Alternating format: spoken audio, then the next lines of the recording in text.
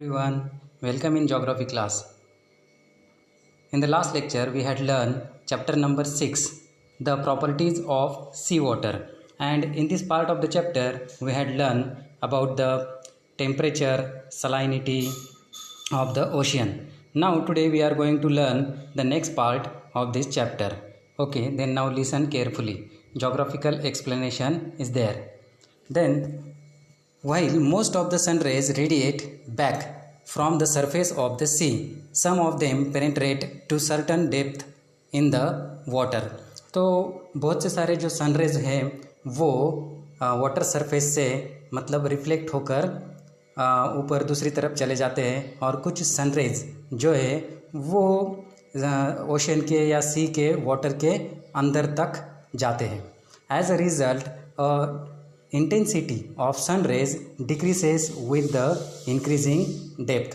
तो जिसकी वजह से होता क्या है कि सन रेज की जो इंटेंसिटी है वो जैसे जैसे समंदर के अंदर जाती है वैसे वैसे उनकी जो इंटेंसिटी है वो कम होती जाती है. Temperature decreases up to 2000 metre depth. तो 2000 मीटर डेप्थ तक का जो टेम्परेचर है वो डिक्रीज़ होता जाता है, कम होता जाता है. After 2000 metre the temperature of the sea water is uniform everywhere. और जो 2000 मीटर का डेप्थ है सी के अंदर,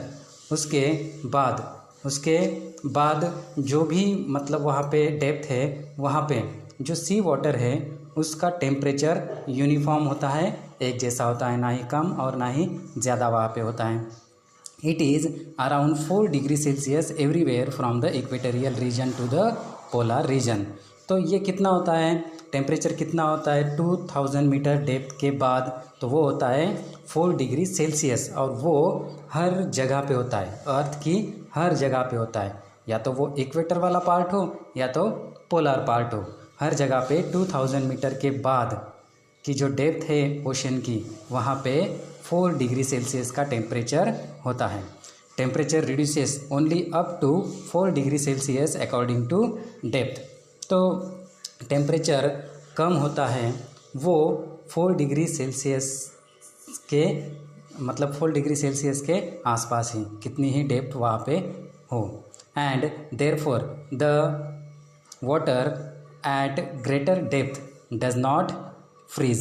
तो इसकी वजह से होता क्या है कि ओशन का जो मतलब डीप वाटर होता है वो कभी भी फ्रीज नहीं होता. अब पोलर रीजन पे जो भी सारे ओशन हमने देखे उसका सरफेस वाटर जो है वो फ्रीज हो जाता है, मतलब सरफेस वाटर आइस में कन्वर्ट हो जाता है, एक आइस का लेयर ऊपर आ जाता है. लेकिन जैसे ही हम उसके डीप में जाते हैं तो वहाँ पे वाटर मतलब लिक्विड फॉर्म में ही होता है, वहाँ पे वो वाटर फ्रीज नहीं होता. क्योंकि हर जगह पे ये जो टेम्परेचर है वो 4 डिग्री सेल्सियस तक होता है और वाटर की फ्रीजिंग पॉइंट क्या है 0 डिग्री सेल्सियस से नीचे. Okay, the temperature of the sea water changes rapidly with depth at the equatorial area. तो इक्वेटोरियल एरिया में जैसे जैसे ओशन के सरफेस से लेकर नीचे जाते हैं तो सी वाटर की जो टेम्परेचर है वो रैपिडली वहाँ पे चेंज होती जाती है. The difference in temperature is laser in polar region. तो ये जो डिफरेंस है टेम्परेचर का वो पोलर रीजन पे अलग है. There is also difference in open seas and landlock seas. और ये जो टेम्परेचर का डिफरेंस है वो हमें ओपन सीज में और लैंडलॉक सीज में भी अलग अलग दिखाई देता है. As the salinity of the landlock sea is more. तो लैंडलॉक सी की जो सलाइनिटी है वो बहुत ज़्यादा होती है. The temperature of this landlock sea is higher than the open sea. तो जो लैंडलॉक सी का टेम्परेचर होता है वो ज़्यादा होता है और जो ओपन सी है उसका टेम्परेचर कम होता है. लैंडलॉक सी होता क्या है, landlock sea means such a sea or a sea which is locked around which is locked by the land from every side. तो हर एक साइड से ये जो सी है वो लैंड से घिरा हुआ होता है, ऐसा सी उसे लैंडलॉक सी वहाँ पे कहा जाता है. नेक्स्ट है वहाँ पे this is true for low latitudinal area. और ये लो लैटिट्यूडनल एरिया के लिए सत्य बात है। Think about it, what would have happened if the temperature of the sea water near the seabed would have gone below the freezing point? तो सी bed तक अगर टेम्परेचर फ्रीजिंग पॉइंट में चला जाता है तो क्या होगा? तो इसके ऊपर आपको स्टडी करके या किसी तरह की डिस्कशन करके ये आंसर आपको बताना है। ओके, नेक्स्ट पार्ट है सलाइनिटी। Okay, some questions are there for the let's recall. First question is there, that is, why is the taste of sea water salty?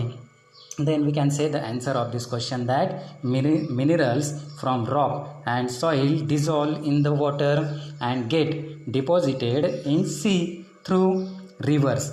This process is on for millions of years. Evaporation took away only water, but salt content remained in ocean. This made sea and oceans salty. तो इसका मतलब क्या है कि मतलब जो reverse हैं वो सी या ओशन को वाटर फीड करते हैं, रिवर से वाटर सी या ओशन में वहाँ पे आता है। जब रिवर ये वाटर को अपने साथ बहकर लाती है तो उसमें बहुत से सारे रॉक्स मिनरल्स वहाँ पे होते हैं, है ना। तो ये इस वाटर के अंदर मिंगल हो जाते हैं, उसमें जो सॉल्ट वाला पार्ट है वो भी इस वाटर में आ जाता है, वो डिपॉजिट होता है ओशन या सी में, जब कोई रिवर ओशन या सी को मिलती है तब। अब जब सन रेज इस ओशन के ऊपर गिरते हैं तो सिर्फ जो वाटर वाला पार्ट है उसका इवेपोरेशन वहाँ पे होता है, लेकिन जो सॉल्ट है वो वहीं पे रिमेन रह जाता है, और जिसकी वजह से जो ओशन या सी होता है उसका वाटर सॉल्टी होता है। Okay, next, what are the reasons for high salinity in the ocean? तो ओशन की हाई सैलिनिटी का रीज़न क्या है? तो we can say the answer, factors like higher rate of evaporation, less supply of fresh water and landlocked nature of sea are responsible for high salinity in the ocean. तो मतलब जो evaporation है, सूरज की गर्मी की वजह से वाटर का भाप बन जाना, ये बहुत ज़्यादा जहाँ पे होता है वहाँ पे, और जो फ्रेश वाटर है वो अगर उस सी को कम मिल रहा है, या सी या ओशन जो लैंडलॉक है जिसकी वजह से उसकी सैलिनिटी ज़्यादा होती है। Okay, next, what is the use of salt in the ocean to us? तो ओशन में जो सॉल्ट है उसका हमें यूज़ क्या है? तो buoyancy of the sea water increase due to salt in ocean, which help water transportation. We obtain salt from the salt pan, which is used in food. Salt is also used in making chemicals and various medicines. Salt is also used to preserve food and also in ice factory. तो salt की वजह से होता क्या है कि जो density है वाटर की वो बढ़ जाती है और कोई भी चीज़ आसानी से वहाँ पे डूबती नहीं है, जिसकी वजह से ट्रांसपोर्टेशन में हमें फ़ायदा होता है ना। और उसके बाद जो सॉल्ट पैन है उससे सॉल्ट निकाल कर हम फूड में यूज़ कर सकते हैं। सॉल्ट को केमिकल्स में यूज़ किया जाता है, बहुत सी सारी मेडिसिन्स में यूज़ किया जाता है। उसके बाद जो आइस फैक्ट्री है या बहुत सी ऐसी सारी चीज़ें वहाँ पे सॉल्ट को यूज़ किया जाता है कि फूड वहाँ पे प्रिजर्व रहे, संरक्षित रहे। Next question, how can we obtain the salt from the ocean water? तो ओशन वाटर से हम सॉल्ट कैसे पा सकते हैं? Then answer is like this, sea water is trapped in salt pan in the specific way during the high tide. Evaporation process take away water, the salt is left behind which is collected later on. तो जो सी water है वहाँ पे जो salt है वो trap हो जाता है, और जो हाई टाइड का टाइम होता है तो उस वक्त ये जो सॉल्ट है वो किनारे तक वहाँ पे आ जाता है, और इवेपोरेशन के प्रोसेस में जो वाटर है वो उसका इवेपोरेशन हो जाता है और नीचे सॉल्ट रह जाता है, जिसे कलेक्ट करके हम अपने लिए यूज़ कर सकते हैं। Okay, the next part is there, that is geographical explanation. Salt is use in the food we eat. तो सॉल्ट का यूज़ कहाँ पे होता है कि जहाँ मतलब जो हमारा खाना होता है उसमें हम यूज़ करते हैं। Salt is also use to making various chemicals and medicines. तो केमिकल और मेडिसिन्स के लिए भी उसका यूज़ होता है। Salt is also use to preserve things from longer period. तो चीज़ों को बहुत ज़्यादा देरी तक टिकाए रखने के लिए, संरक्षित रखने के लिए, प्रिजर्व करने के लिए भी सॉल्ट का यूज़ होता है। Salt is also use in ice factories, ice factories में भी उसका यूज़ होता है। Why did you use the salt in activity from lesson 5। तो जो 5th नंबर का लेसन है हमारा, उसमें सॉल्ट की एक्टिविटी वहाँ पे आपने देखी थी। तो why did you use the salt in activity from lesson number 5। Lesson number 5 में हमने एक सॉल्ट का यूज़ वहाँ पे किया था कुछ एक्टिविटी में, तो वो क्यों किया था, जिसका जवाब आपको देना है। We obtain salt from the salt pan. तो सॉल्ट पैन से हमें सॉल्ट वहाँ पे मिलता है। The buoyancy of the sea water increases because of salinity. This is use for water transport. Then the word is here, that is buoyancy. Do you know what is mean by buoyancy? The meaning of the buoyancy is here. Then now listen. That means buoyancy means the force of water, such a type of force of water or liquid acting in vertical direction, which opposes sinking of the floating object, which increasing density of the liquid, buoyancy force increases. तो ये buoyancy मतलब क्या है कि किसी भी liquid की जो वर्टिकल फोर्स है, मतलब नीचे से लेकर ऊपर तक सीधी रेखा में जो फोर्स है वो वहाँ पे बताता है, और जिसकी वजह से कोई भी चीज़ डूबने से बचती है, मतलब कोई भी चीज़ आसानी से डूब नहीं पाती, और जिसकी वजह से मतलब जो वाटर की डेंसिटी है या किसी भी तरह की लिक्विड की जो डेंसिटी है वो वहाँ पे बढ़ जाती है, और यही डेंसिटी किसी भी चीज़ को वाटर में डूबने नहीं देती। दैट इज़ कॉल्ड बायोंसी, मतलब डूबने से बचाने वाली एक ताकत हम उसे कह सकते हैं, एक force. The buoyancy of the sea water increases because of salinity. Salinity की वजह से ये बायोंसी बढ़ती है और हमें वाटर के ऊपर ट्रांसपोर्ट के लिए उसकी मदद होती है।